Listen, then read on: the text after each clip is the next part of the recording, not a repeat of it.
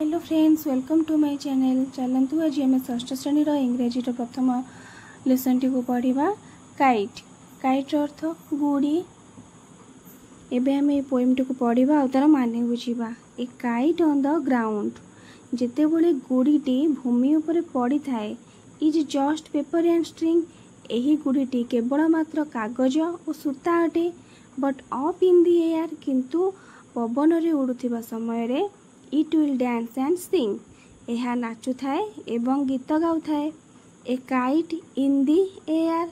जेते बड़े गुड़ीटी पवन रे उड़ु थाए विल डांस एंड केपर। ए गुड़ीटी नाचे एवं डिए।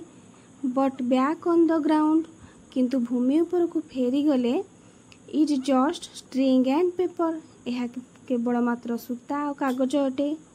पे आमे एही पोएम रे थिबा स्टांजा 1 और स्टांजा 2 रो कठिन शब्दर अर्थ गुड़ी को पढ़िबा।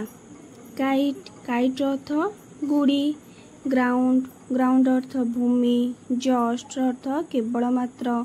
अप इन दी एयर वायुमंडल रे थिबा समय रे। डांस अर्थ नाचिबा। सिंग गीत गाइबा। स्ट्रिंग सूता। स्टांजा 2 रे कौन कौन शब्द थिला? केपर। केपर अर्थ लंफ देबा डेइबा। बैक ऑन द ग्राउंड भूमि ऊपर को खसी आसी पड़िबा। पेपर। पेपर अर्थ कागज। अप इन द एयर वायुमंडल रे थिबा समय रे। डांस नाचिबा। सिंग गीत गाइबा। स्ट्रिंग सूता।